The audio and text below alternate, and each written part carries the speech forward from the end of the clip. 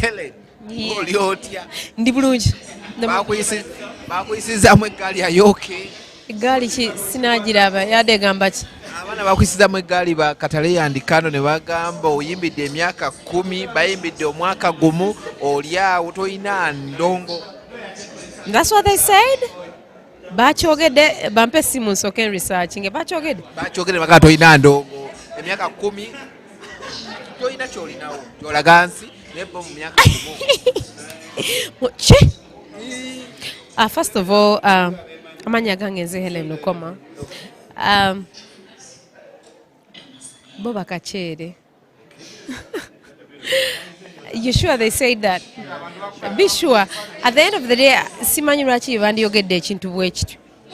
Bombi bakyogedde oba omu yakyogedde. Omuweda supporting munne. Omuweda supporting munne baga esina ndongo. Naye olaba there's a difference between being in a group and being in a solo career. Nze ndi mukyala mukulu ate ndi muzadde. So I don't know why they would say that. I need to know the interview they said and why would they say that. Sinabagiraba mpa details so that nkuyagamba mbuno baade babuuza endongo mugiraba muti abaani be mulaba ne bagamba gwe endongo yakulema myaka 10 gyomaze mu ndongo tolina kyolinawo. Myaka 10 baby mulimba. But before they judge or before nga tebana bagenda eyo njagala soko kati abaana bakataleya ne Kandle bavudde ne bagamba myaka 10 gyomaze mu industry tolina ndongo. Ani yayogedde? Kataleya. Yaliwo omanyi wegata. Ono Kataleya yona alinga omunyalwanda. Naye nga yavudde ku kyokyogera. Bo myaka gye bamaze mu ndongo. Yavudde ku ki? The interview that I said I can't give them advice. The truth is, ekiriwo kiri nti sometimes people ask for unsolicited advice. Naina interview we bambuuza mbabwe advice. Nze sobola bawa advice kuba honestly sinzi abaleeta mu ndongo. Nange be najja mu ndongo najja nzeka. But I wish them all the best. Those girls are doing so good. Abalabo, I appreciate their music. Naye kati nabo that I feel like omu ku boy asama what I'm saying is, at the end of the day, I am queen. I am a queen. Can now my advice to a princess, Ani, Ugambi Ani? Kataleya. My girl, you need to do research before you become a queen. I am a queen. I am not attacking any other queen. Sina queen mulala gwe attacking. You are a princess. You're in a group. Bacha tambulya mu kibasi kye kigati, right? Baba tambuliza mu basi ye kigati. Girl, one day you're going to be in a solo career. Naye bw'onatuuka ku solo career, maybe tujja kutula twogere. Ate Kataleya nkunoonya kati. Nkunoonya ate nze ni mukazi mukulu. N'emyaka meka 5 ni mukazi mukulu. Nkunoonya. Ku myaka gya nkunoonya. Ate sikunoonya mukwano gwo nkunoonya nga muzadde. Kubanga nina abaana. So nkunoonya. Bwe naakulaba tujja kutuula twogere. Si kibooko tokisussa. Tujja kutuula twogere. Yeah. I would never insult a fellow artist, a fellow queen. Nayo kyali mu princess level. Do not insult me. You know my journey. Jenvudde Georgia. So I know your journey. You don't know my journey. But wonobo no sobola kwa achievinga ku myaka gyendika emikulu. No achievinga no funa byenfunye ku myaka gyange. Okyali mekalina meka 18, 19? Girl, boy hitingire jange no achievinga no funa byenfunye. Then we shall talk. But at the end of the day, I want to applaud you guys. Have great music. Nebo de yonga kakyere. Kakyere chechi. Aja kitegeera. I don't want to make it sound bad. Sivanga yone kwa advice omufu. Bambuza tinyinza bawa advice. Ekitufu kindi so about advice. Sinze yabaleeta. You have to go on your hustle and make it work. Nga naffe bwe twakola ne gwe mbuza kyenfunye mu myaka 10. Girl, bwe tuba tustakinga ku kiki nina. If you have to put Helen Lukoma on a price, otandika butandisi. Tonaba na kutandika baby. Wina Range Rover. Naye nekyo nakyo nina n'abaana. Bw'ova ku Range Rover nina abaana baby. Soko ozale ku baano jet woogere. My friend, I am a miracle maker. So don't play with me. Yeah? Kakyere. Don't play with me. I am a miracle maker. Ndi muzadde. But also, saa kuteka mukyala munange wansi. As I said, I am a queen. You are a princess. Sikuvumangako sikutekanko wansi. But maybe interview yange wagikwata bubi. I don't need to give you an opinion. Sina kuwa advice kujoli. Ino kyeyitiramu. Okirabe naye omuntu wambuuza nti nkwe advice kuki kyoba oyitamu. Muvuddeyo, you're doing good music. Naye mpozi ogambe Kataleya aliwawo naina. Yeah. Girl, don't attack your parents. I am a mother. Ndi mukazi mukulu sijakyegana, my friend. But I believe in your career. I believe in your music. Joli jenava. So don't attack me, because if you do attack me, nja kunonya. You can call me Lukoma. Olinye ya maje. Love yange ya guru. Yaga metama music wange. It's okay, baby. Mukyali mu group ya babiri. Bacha kutwala mu basi ya Kigati. When you go solo, look for me. Yeah? When you hit my age, meka 55. Myaka 5 When you come to my age, we shall talk. The Turana. What do you stage performance yo ne yabwe? Stage performance? First of all, I am those girls' fan. I am a fan. You guys are doing good. I have been in a group of HB Toxic. Your 2 girls have been 2 girls. I think you girls are doing amazing. Simanyi kulwachi tuvayo nojja notandika okumbuuza byenkoze. Baby, nja kubuuza byokoze mu myaka gyange jijja. My friend Kakyere, you better achieve what I have achieved at my age. Welcome group obsessions. So let's not get there. Let not media take us there. Because, baby, I am an achiever and I have achieved. Do not attack your seniors. You are a junior and I'm not attacking you. I'm honestly giving you an opinion.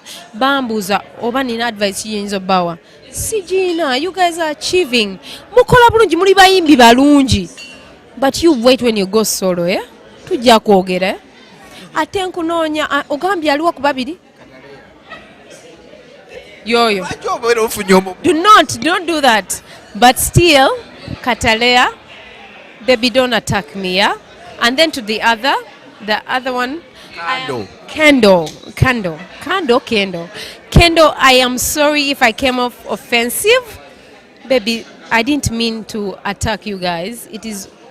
I didn't want to give you guys advice and an opinion on your career. You guys are doing amazing. And I'm proud of you. Mukola bulungi, muyimba bulungi. Bambuza oba sobola opinion about your career. I can't give you opinion. I cannot give an opinion about your career. Kuba sinze yabaleta. Honestly, sinze yabaleta. Unsolicited advice is bad. But I wish you all the best. Ate njagala balabe nga mushininga. But don't come attacking me. Don't come attacking me for my 10 years. You've only moved 1 fucking year. 1 fucking year. At the end of the day, Kakyere, yeah, ndika meet. When you get there at my level and my age and my achievements, you will know. But right now you can't know. And I don't want to put a queen to put another queen down. But I am a queen. Kubanga nsolo bazala, right? Bazala. Ina babidi, my friend. I brought life to this world. They haven't. So tetuchiteeka wonga mbeera. That is the honest truth. So nsobola. Naye nga temwagala ntandike kunoonya yani? Yoyo. Do not make me look for you. Ate wenna kunoonya nja kunoonya nga muzadde. Yes? So baby, don't bring any shit around, yeah? Mbagala nnyo. Amanya gange Helen Lukoma. Siri mutandisi wa ntalo. Naye tombuuza bye achieve myaka 10, because you might never achieve them.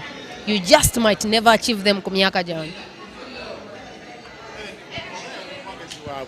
Mu mwaka ogumu gwe bagaye gwe bamazeewo, woba olaba ki kye balinawo? Simanyi kye balinawo.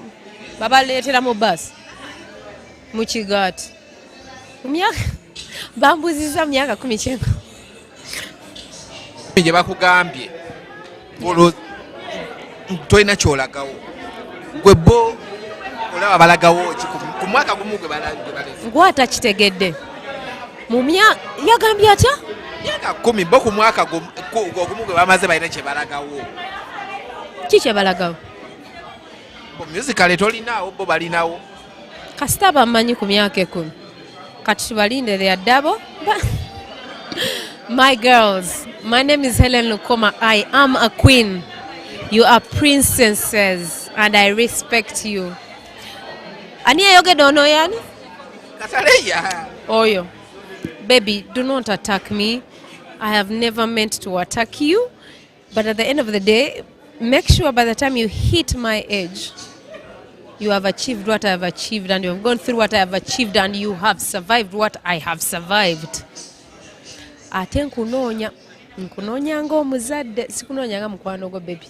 Siri kakyere ndi kamit. Teweteeka mu bakakyere. It's not a war, it's not a fight. I simply said I don't have any advice for you kubanga sinze yabaleeta. Honestly, sinze yabaleeta. I don't need to give you unsolicited advice.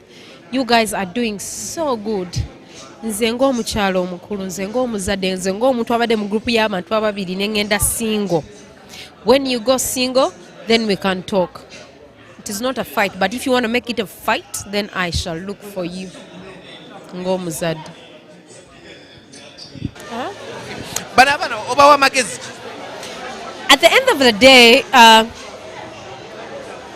I think interview bagikwata bubi. So sina magezi mangi gembawa, but baddeyo mu interview bagisome. But babasazeewo okuba bakakyere. I really don't have a lot to say about it because bakyala banange. At the end of the day, I am queen. We're all queens. But I'll put them in the princess level. Bakyali baana bato, and they are achieving. But I would also like to apologize to one of them, Atali Onoyan, Omlala, at Kandle. Because then I listened to Kandle's interview. I am sorry, woman to woman. Whoever interview ya vayo bubi. But the truth is, I simply wanted to tell those people that sina advice bawa because you guys are achieving a lot. Mufunye munyo mukoze nnyo. Unsolicited advice. Tukuza abantu batwa advice netu misleading. But na oli omulala ayagala okumbuza kye achievinze mu myaka 10.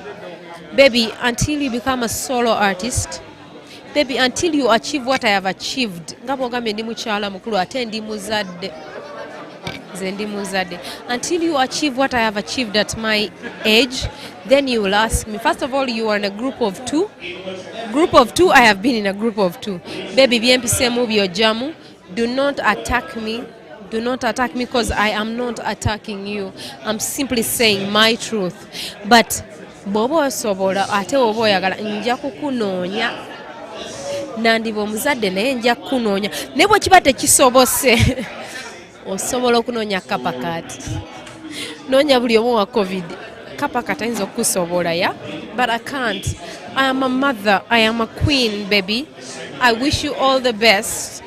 Siri mu lutalo naawe. Sinze sikyavugira mu bus nti bankimira mu bus etali yange nti bajja kungobamu. I'm not in a group of 2. I am solo. Until you stand solo, baby, come talk to me. Amanya gange nze Helen Lukoma, sirwana ntalo ate sinoonya ntalo. Naye njagaliza bakyala bannange. But wekiba kisoboka nja kunoonya in my skinny self. Nja kufuna.